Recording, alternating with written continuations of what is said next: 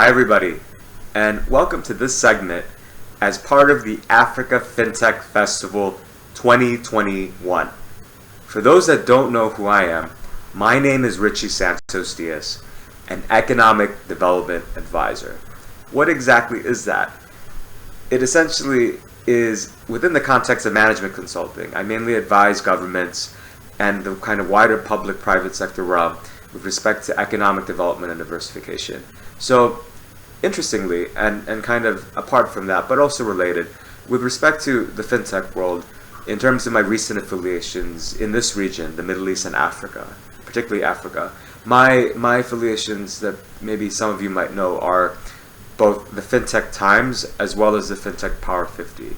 As those two affiliations, particularly the FinTech Times, when the Middle East and Africa section was launched in terms of its activity from the FinTech Times last year in 2020, it was very interesting for me because prior to that, I didn't really honestly know much about what was happening in FinTech in this region. You know, in the past year, I've kind of not only told the story of it with team in London and throughout, but also in terms of understanding it myself, and not even just understanding it, but also kind of contributing to kind of the wider ecosystem from both kind of analysis and other mechanisms as well. You know, it's allowed me to even write a report about it, you know, in the sense that I've been pleased to have been able to even educate people in terms of something that I may have not known much about as well, you know, fairly recent. But obviously with the changes that's happening in the region in terms of fintech and wider economic development,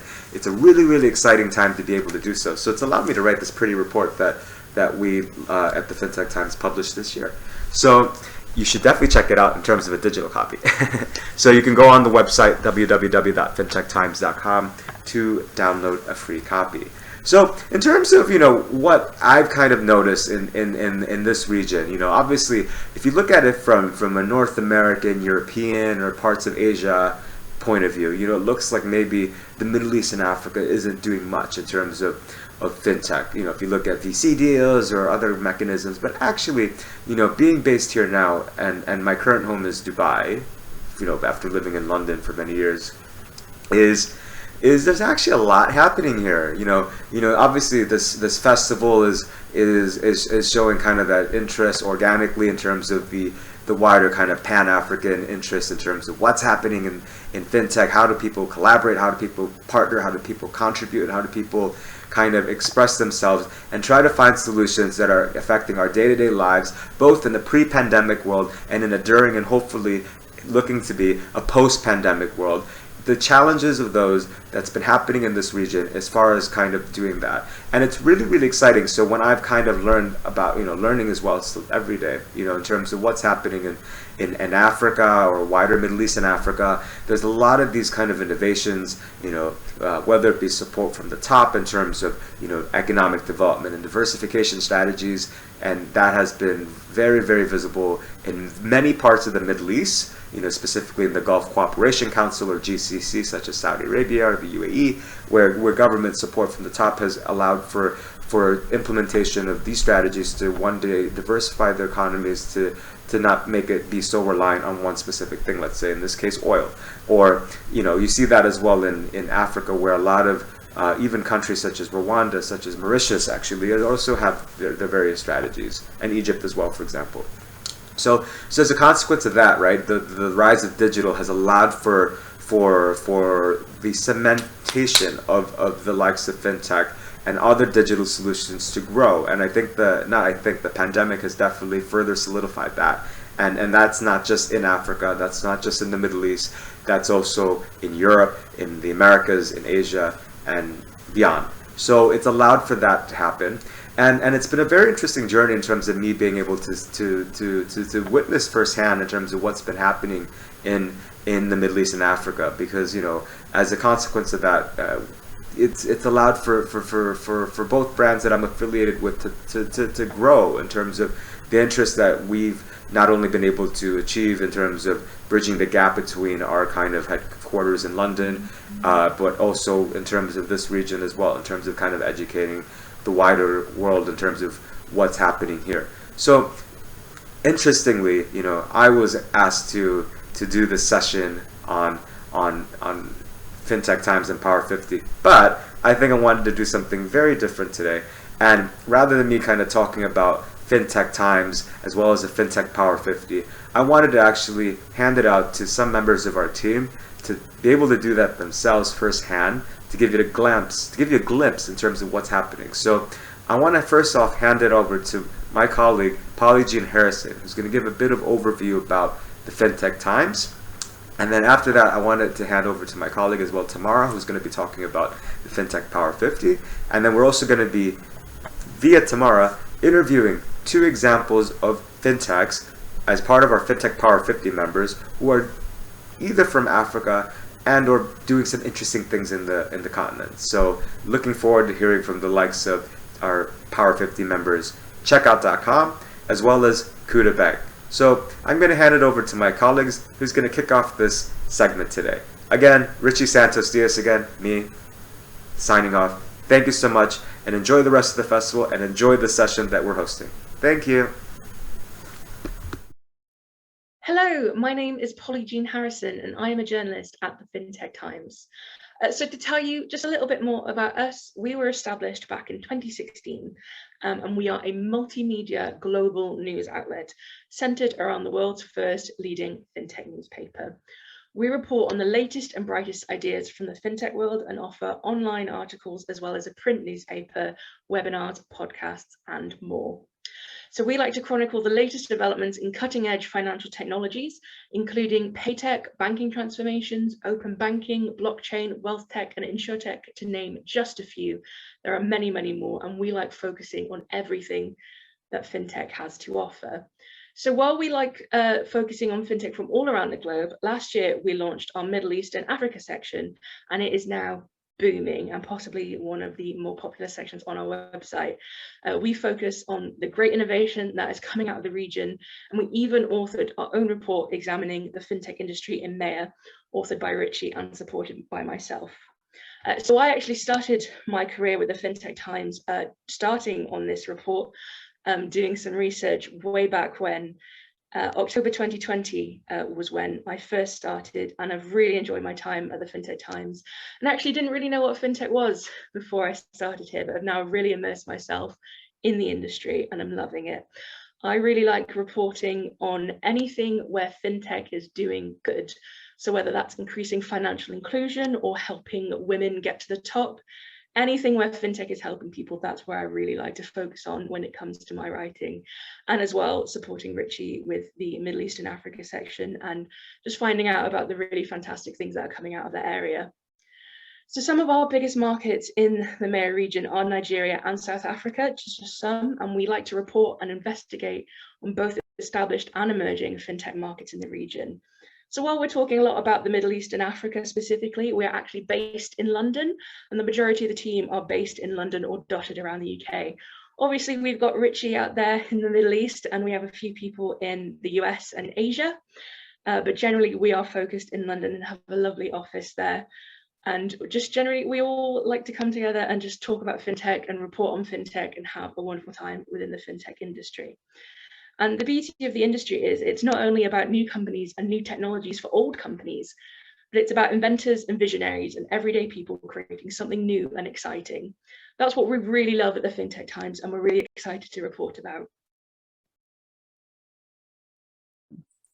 The FinTech Power50 is the annual guide to the most influential, innovative, and powerful figures within the FinTech industry.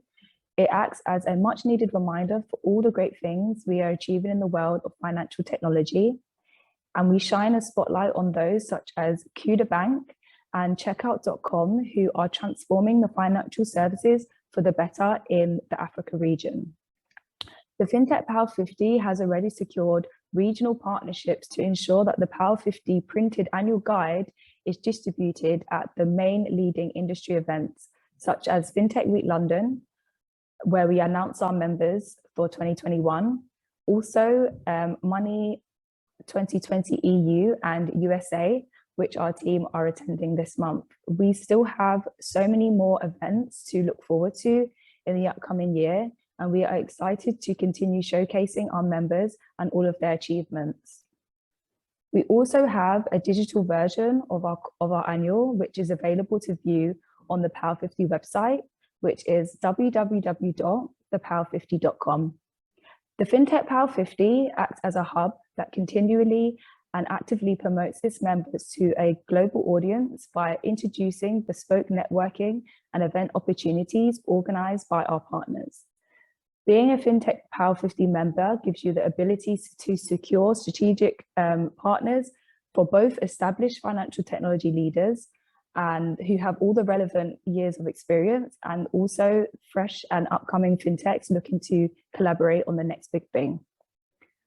We look at FinTech companies from around the world as we're increasing our global reach from across a multitude of specialisms. Our goal is to recognize the game changers, movers, and shakers who are making a difference in our industry. Being part of the FinTech Power50 is not an award, it's just a great recommendation tool and a testament to the work you and your company is involved in, which shapes our sector collectively.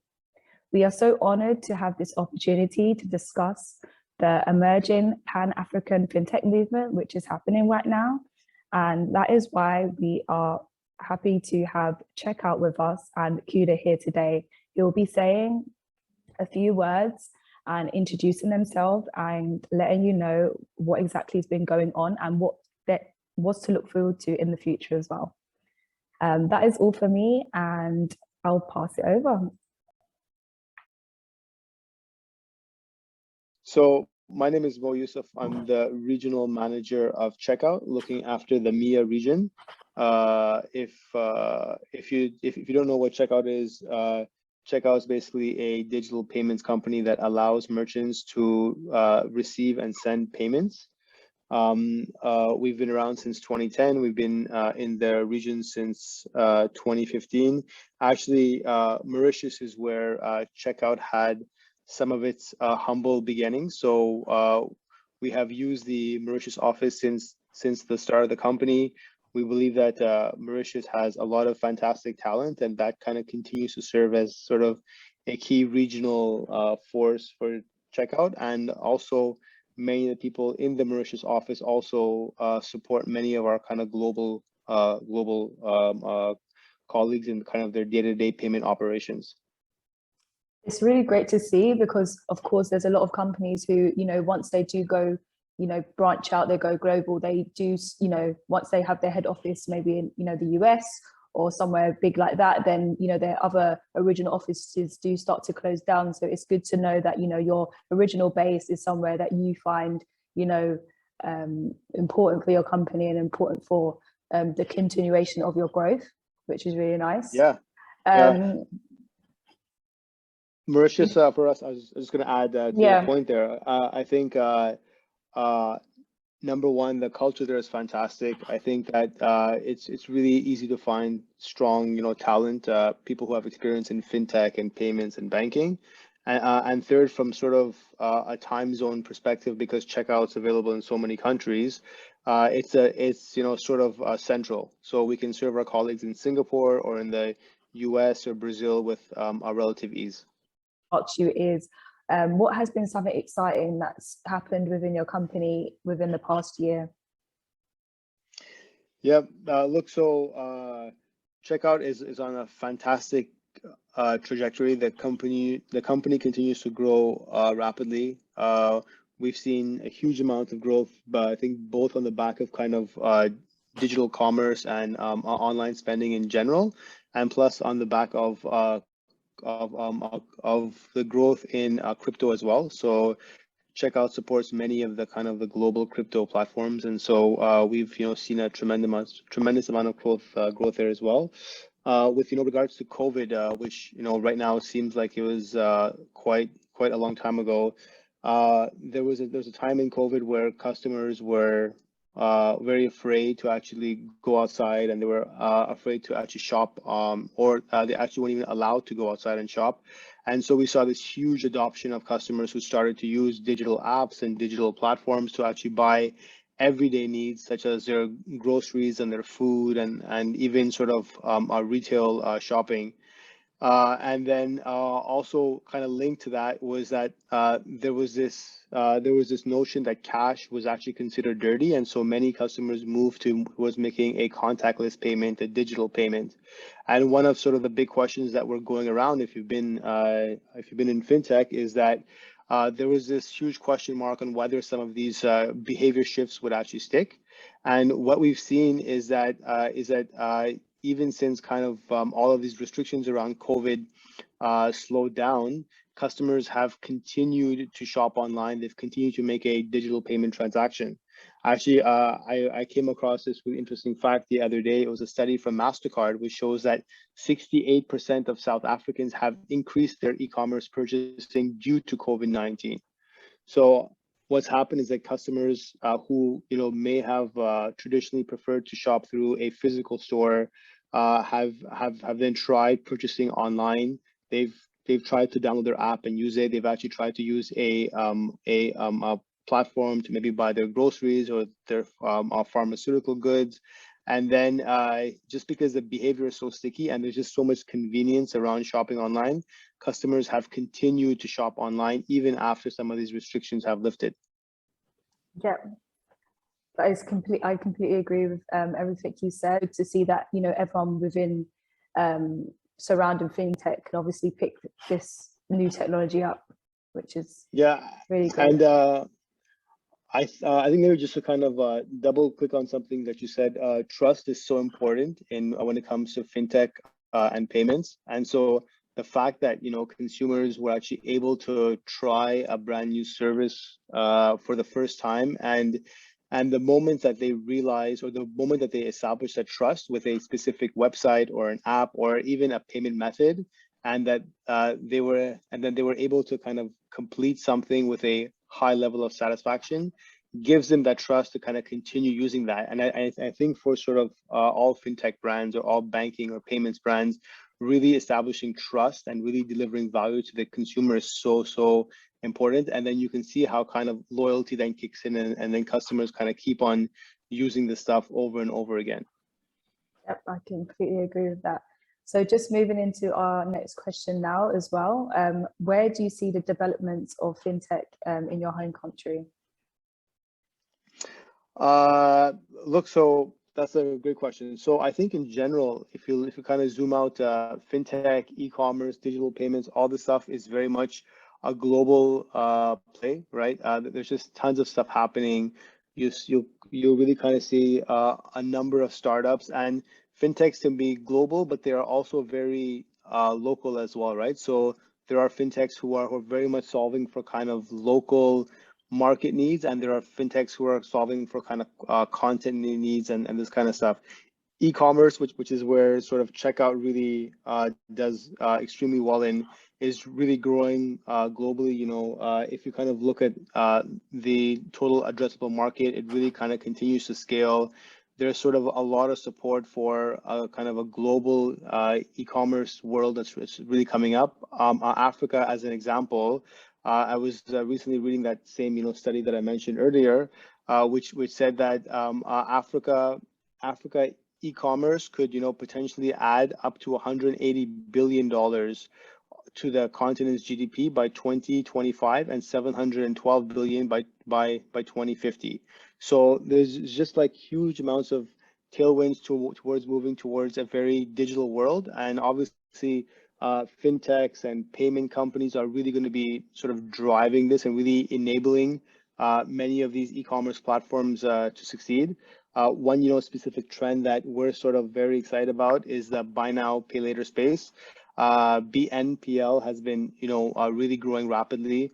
Checkout actually invested in Tamara, which is a Saudi-based buy now, pay later company that has really taken off, and it basically allows consumers to actually purchase something if they don't have the full amount of funds at that moment, or also if consumers are a bit mistrusting of buying something and doing a prepayment. It actually allows them to actually purchase something, receive the good, and then make the payment. And like these types of fintech innovations really help bridge that gap between physical and digital world. Yeah, they really do, because I think before the pandemic as well, there's a lot of cases where people would buy things online and obviously not receive the goods, and that sort of made that sort of like rift in the water. So it was harder for a lot of, you know, fintechs that were coming up at that time, and they sort of failed and crashed and burned. But then obviously during the pandemic, a lot of them did come back, and they did, you know, now we're starting to see them flourish, which is a really great thing. And yeah, so moving into our next question, I want to say, what are you looking forward to most in regards to being part of the FinTech Power 50? So we were talking about growth and future. So, you know, in the next 5 to 10 years, what do you think is going to happen next? Yeah, that's a good question. Look, I think that, you know, as I previously mentioned, that FinTech just kind of continues to grow rapidly, but there's just so much addressable market, and there's so many things that, you know, have to be fixed. Because of the fact that e-commerce and, you know, consumers in general are very, very much global, we have to really work together. We have to, you know, collaborate. So one of the things that really excites me about Checkout being in the Power 50 is the ability to actually network and collaborate with so many different players who really have that same mindset to actually innovate, to drive impact. And this is what we're really looking for.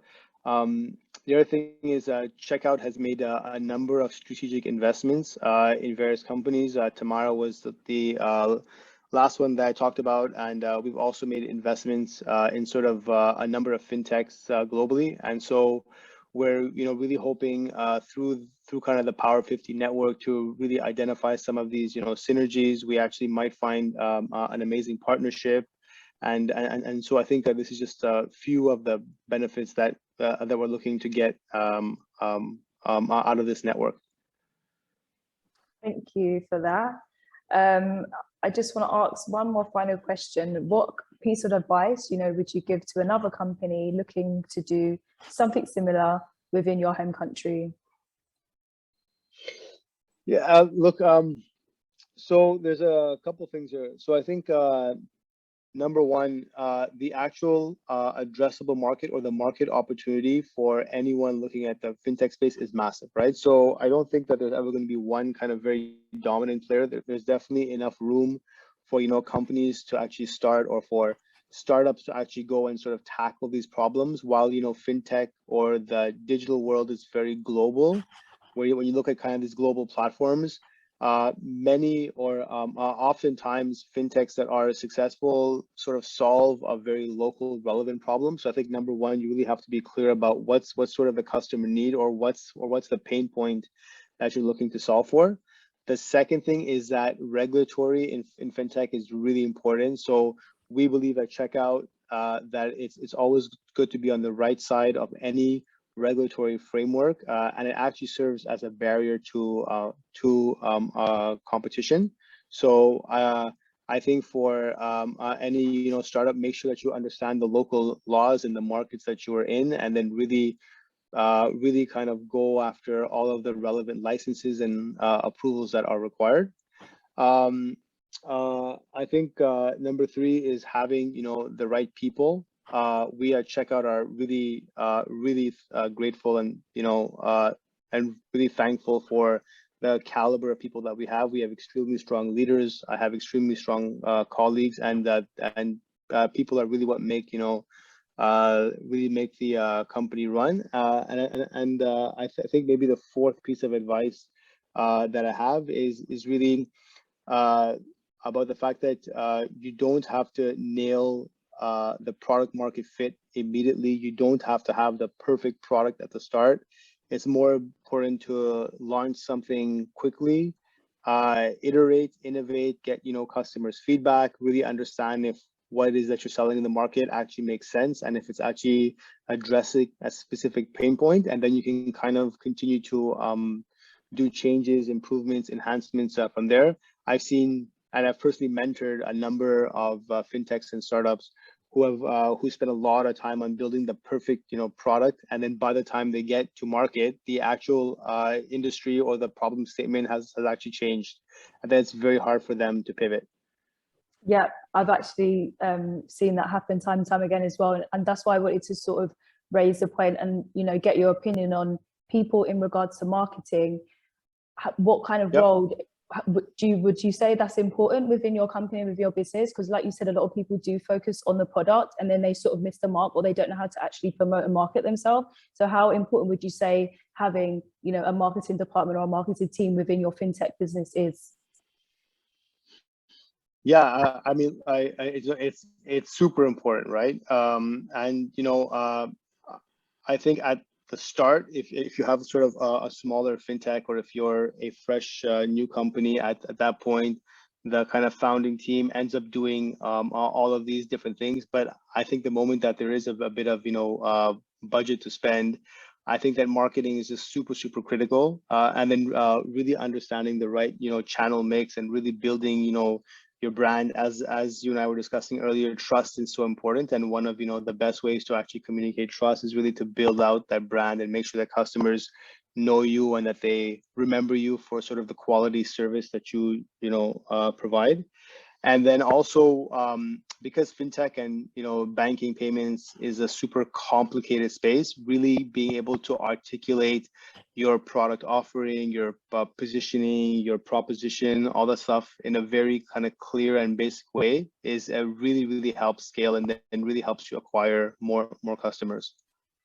Thank you so much for all of these tips, tricks, thoughts. It's been lovely speaking to you and catching up. Nice to meet you too. Bye. So thank you so much for coming here today and being with us. The first question I had for you is, what do you do and what is your role in the company? I head up our product team, the retail product team, and also manage like our partnerships. Perfect. Can you just give us a little bit of a background into how you got into this? What was your journey before coming to Kuda? So before Kuda, I worked in a bank, Stanbic IBTC, which is like Standard Bank's Nigerian imprint. I worked with that for a couple of years, did private banking, internal audits. Then Stanbic wanted to start like a digital and innovation team. So I was one of like the founding members of that. That's why I met Musti, one of the co-founders at Kuda. And it was when he was ready to start up Kuda, kind of like pulled me in. And yeah, that's how I got here. The rest is history. Yeah. So the next question I have for you is, what has been something that's been exciting that's happened within your company within the past year? I'll probably be our overdraft product. We tested it quite a bit last year with like staff internally and just played around with it. This year we rolled it out. We've been in batches to like customers. We've hit like, I think a little under like 200K customers so far that we've given access. So it's been very exciting because we tried building when I was at Stanbic, we tried building like an overdraft product, but it was more like a term loan where you get like a straight up deposit into your account.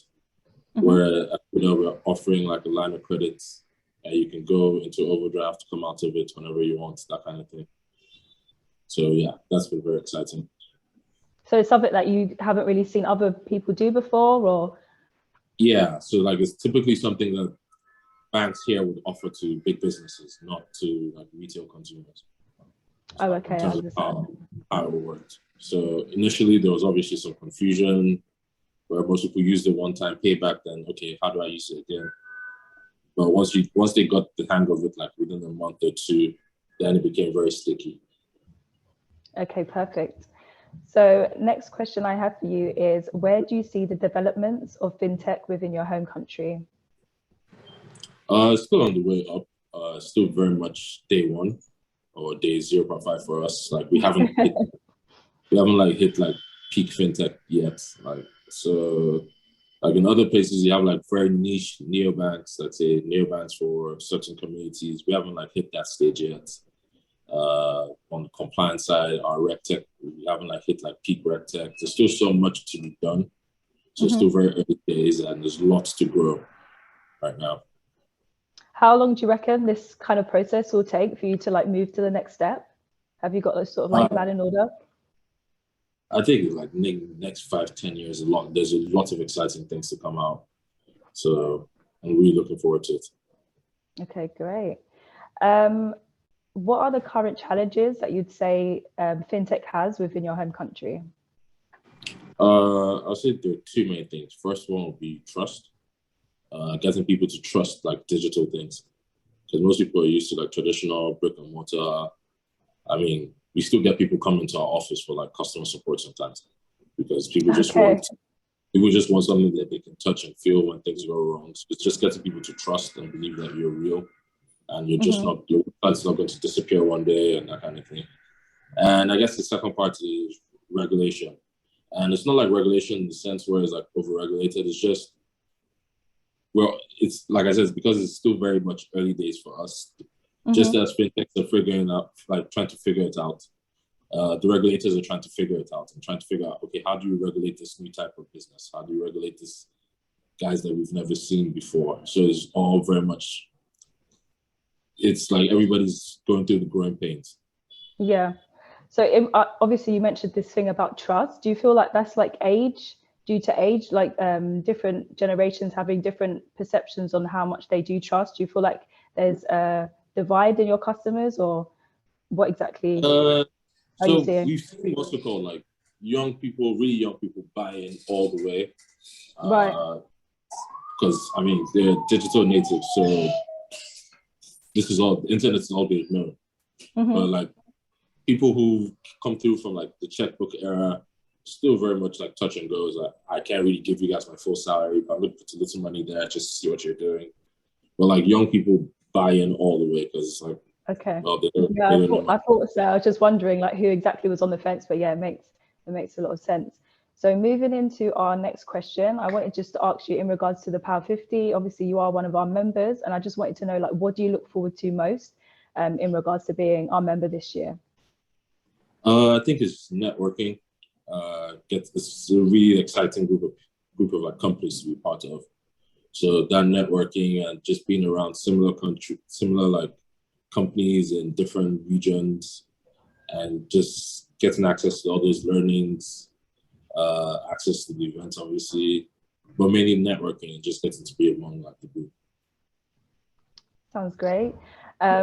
What piece of advice would you give to a company looking to do business also in your home country? I'll say best, you need to understand like the cultural nuances of the place. It's not like a straight up like for like in terms of like cultural thing, like how the people like function and how they process things. I give like an example earlier. It's like you could bill pay, like splitting like bills is like a big feature that lots of like American FinTechs have. Like bill splitting is, oh, you go out and you split one person Venmos, then after that you split it between multiple people. But Nigeria is not so much. It's like the guy that invites you out is who you expect to pay. That's your host. So okay, if you like straight up came out and built out like a bill splitting thing here, it's like it's just going to be, just wouldn't work. Yeah, people just wouldn't understand. Okay. So yeah, so just understand the cultural nuances, and that's one key thing to understand. In regards to like the future, do you feel like that kind of thing will change, where things are becoming obviously more Americanized, I'd say? Do you feel like that could change culturally, or do you feel like, you know, within Africa, that's just how Africa is and people need to accept that and obviously adapt to that? Actually, it's possibly could change, because like I said, with younger people, digital natives, it's like a shared internet culture. It's like they're all going through a shared internet culture regardless of like geography. It's like being on Twitter, being on Instagram or TikTok. It's the same things you're all going through at the same time. And they're kind of building out their own culture themselves that could become, I guess, globalized or something. It's just, yeah. So that could possibly change in future. I can't say when exactly it will happen, but yeah, more and more as you see like younger people come up, there's some homogeneity across like young people these days. Yeah, I completely agree. I feel like it's not to do with like being westernized. It's more so internet culture now. It's like everyone's connected in that way. So I can totally see that happening. So yeah, I feel like that is all for now. Do you have any final thoughts? Not much. Just really excited to be part of FinTech 50. It's an excellent opportunity for us. So thank you so much. Thank you so much too. We are truly honored to obviously have you as a member, and you know, we're branching out across the world as well. So it's just good to have these connections with people all over the world and just see what we can do and change within the space. So thanks for your time, and I'll speak to you soon. All right, thank you. Thank you.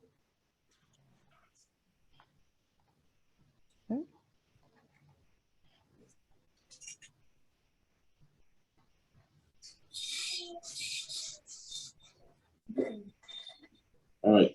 Thanks, Tamara. Thank you. Thank you.